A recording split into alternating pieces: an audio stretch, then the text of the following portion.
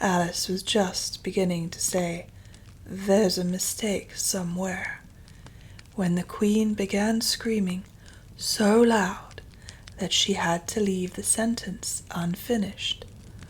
"Oh, oh, oh," shouted the Queen, shaking her hand about as if she wanted to shake it off. "My finger's bleeding. Oh, oh, oh, oh." Her screams were so exactly like the whistle of a steam engine that Alice had to hold both her hands over her ears. "What is the matter?" she said, as soon as there was a chance of making herself heard. "Have you pricked your finger?"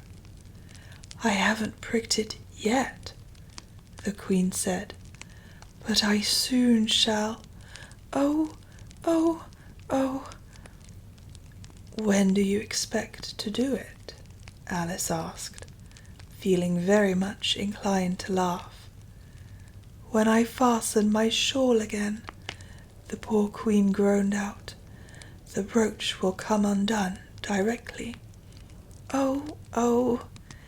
As she said the words, the brooch flew open, and the Queen clutched wildly at it and tried to clasp it again. "Take care," cried Alice. "You're holding it all crooked." And she caught at the brooch, but it was too late. The pin had slipped, and the Queen had pricked her finger.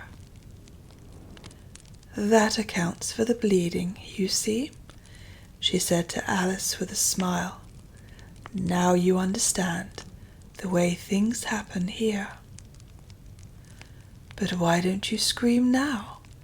Alice asked, holding her hands ready to put over her ears again. "Why, I've done all the screaming already," said the Queen. "What would be the good of having it all over again?" By this time it was getting light. "The crow must have flown away, I think," said Alice. "I'm so glad it's gone. I thought it was the night coming on." "I wish I could manage to be glad," the Queen said, "only I never can remember the rule. You must be very happy, living in this wood, and being glad whenever you like." "Only it is so very lonely here," Alice said in a melancholy voice, and at the thought of her loneliness, 2 large tears came rolling down her cheeks. "Oh, don't go on like that," cried the poor Queen, wringing her hands in despair. "Consider what a great girl you are. Consider what a long way you've come today.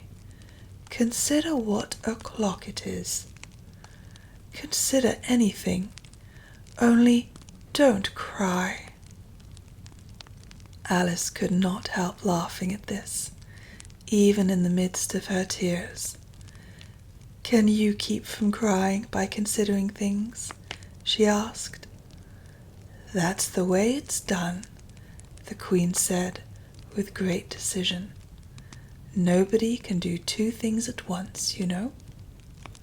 Let's consider your age to begin with. How old are you?" "I am 7½ exactly." "You needn't say exactly," the Queen remarked. "I can believe it without that. Now I'll give you something to believe. I'm just 101, 5 months, and a day." "I can't believe that," said Alice. "Can't you?" the Queen said in a pitying tone. "Try again. Draw a long breath and shut your eyes." Alice laughed. "There's no use trying," she said. "One can't believe impossible things." "I dare say you haven't had much practice," said the Queen. "When I was your age, I always did it for half an hour a day. Why, sometimes I've believed as many as 6 impossible things before breakfast. There goes the shawl again."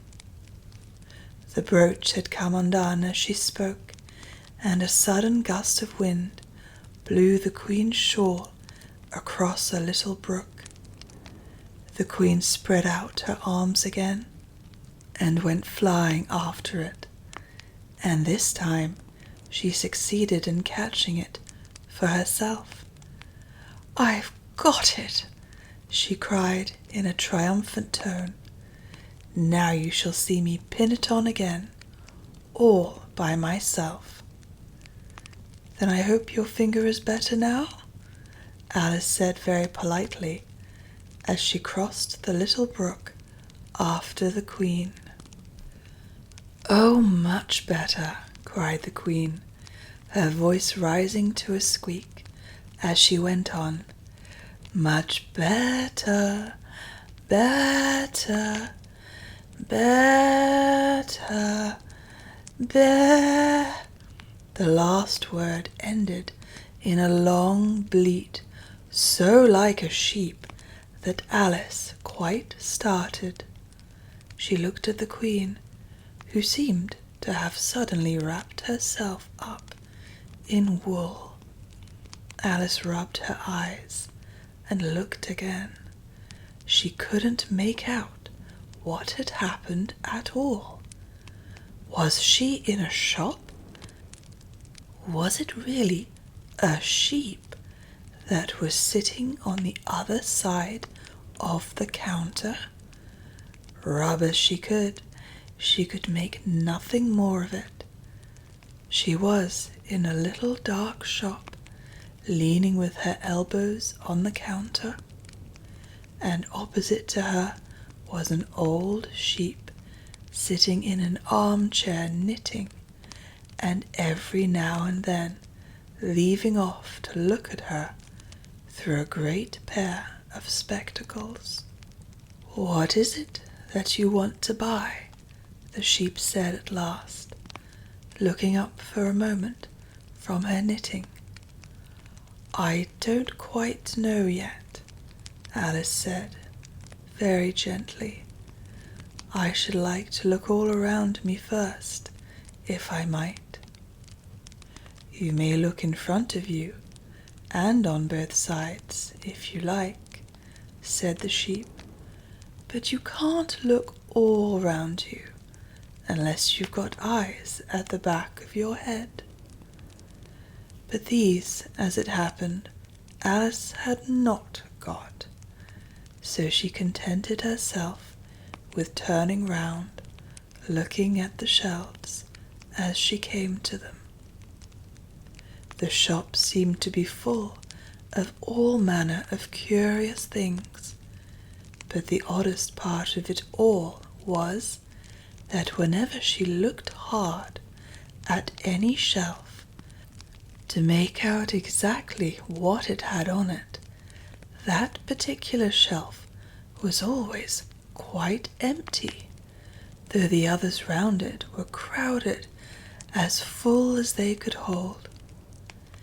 "Things flow about so here," she said at last in a plaintive tone, after she had spent a minute or so in vainly pursuing a large bright thing that looked sometimes like a doll and sometimes like a work-box, and was always in the shelf next above the one she was looking at. "And this one is the most provoking of all. But I'll tell you what," she added, as a sudden thought struck her. "I'll follow it up to the very top shelf of all. It'll puzzle it to go through the ceiling, I expect."